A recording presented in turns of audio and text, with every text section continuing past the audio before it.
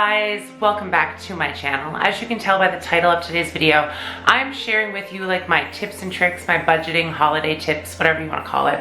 I do a video like this every forking year, and I still get questions to this day, which I don't understand because I don't know how much simpler I can make it, but here I am making it simple.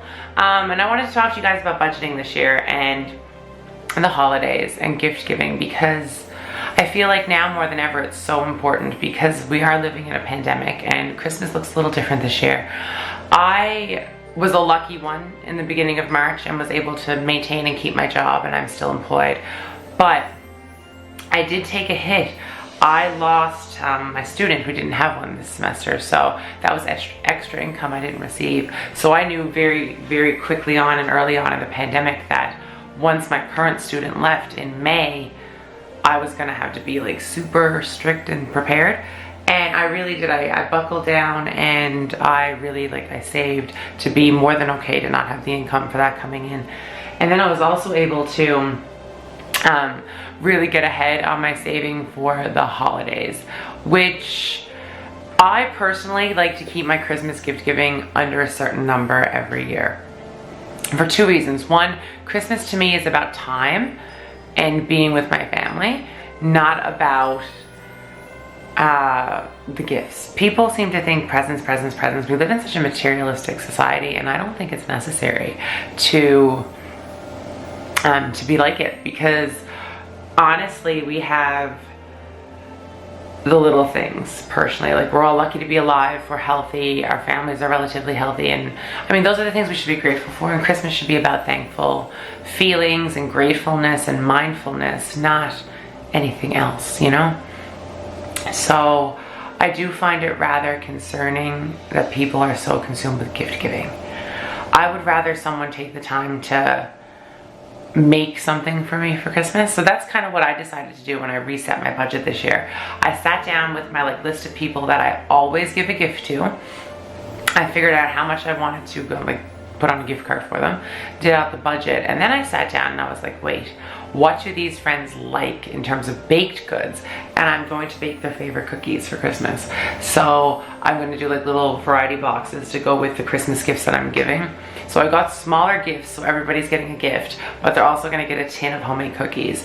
And for me, and my friends know this about me, if I'm taking the time to bake for you, that is a gift, because I don't have a lot of time, free time. So for me, it's not a chore because I like baking, but it is a lot more work. So I really like to stick to the kind of homemade cozy feel for the holidays.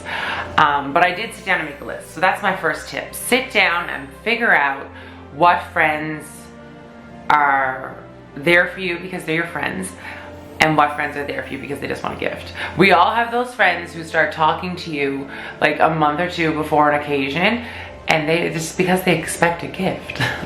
I'm not stupid. I know friends that I don't hear from, and then a month before their birthday, they magically want to get coffee, and then they expect a gift because they will expect you to go out for coffee really close to their birthday, and then you're expected to bring the gift. I have that kind of people, those kinds of people in my life, and I've just decided to cut them out, and it was the best thing I ever did for myself. So I sat down back in September and I budgeted out what I was getting each of my friends, which friends had kids that I wanted to buy gifts for, what I was giving the international kids, deadlines to ship things out, and all that comes into play too.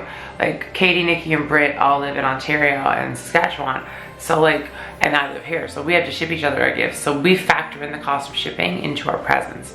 Would you believe with Canada Post this year, I shipped the same size packages to Brazil, Germany, Ontario, and well, all Ontario because Nikki's going home for Christmas.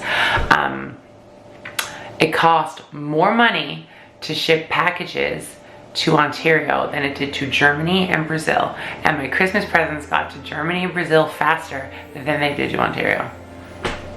Isn't that wild? So anyway, I knew things were going to be hectic this year, and I also factored in shipping times for ordering online. So I started my Christmas shopping back in September. Any books and stuff that I wanted to order for my friend Alicia's kid, that kind of thing, I ordered early. When I didn't even figure out the books until Thanksgiving weekend in October. And when I went and like did an estimated delivery, December 22nd was the earliest delivery to have them delivered to my door. So I shipped to store and they said December 2nd they would be here. Luckily they picked up speed and got here. But like October, guys, I ordered in October and I wasn't guaranteed delivery by December. Isn't that crazy? So I was like, I really knew I had to get out ahead of it. So I put my thinking cap on and like I said, I'm doing cookies and I'm looking forward to doing social distance coffees and stuff with my friends for Christmas, because I do think the most important thing you can do is give your time. It's not about the gifts. It really isn't for me. It's all about the time you give to the people that you care about. So if you're worried about budgeting this year for Christmas and you're in my friend circle, don't worry about it. But when I ask you to go out for a coffee, come with me, because that means more to me than any gift you could give me, if that makes any sense. The gift of time is the greatest gift one can give, and I just think people need to be prepared for that. So I guess the whole point of this rambly, long, chatty video is for me to remind you that Christmas is about love and happiness and being grateful for what we have.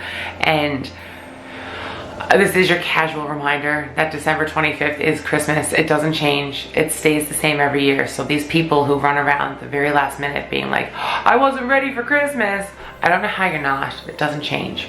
So make your lists, check them twice, put the thought, effort, and energy into getting ahead early, so when it actually comes to executing the process, it's done. Like, I picked out my wrapping paper as soon as it was available in store.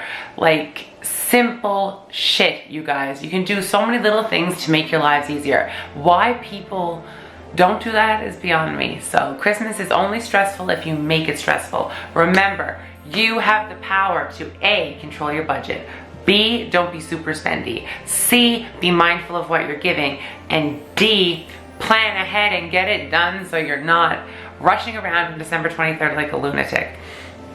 And I mean, the other thing people I think have failed to take into perspective this year is there is a chance there could be another lockdown. Some places are already in their second lockdown. Where I live, we're not, but there is potential. So you need to be as mindful and self-aware as possible. So I guess my wish for you this Christmas is A, you're not stressed, and B, you do the work to get it done early. And I hope you have a safe, cozy, relaxing, stay-home Christmas this year. And if you're lucky to be in a place where I am, which is relatively COVID-free, I hope you get to do as much normal as possible, but be safe about it so we can keep the freedom that we have. So happy holidays, you guys. If you're not following me on my vlog channel, please come check it out. I am doing VLOGMAS this year. I love VLOGMAS, so come join me. And I will see you guys next week. Give this video a thumbs up if you enjoyed it. Hit subscribe. I'm sorry if it was rambly, but I'm serious. It is that simple to get ahead. Just do the 3 or 4 things and that's it. So, peace out. I love you. Okay, bye. Did I say subscribe? I don't know. Let's pretend I did. Bye.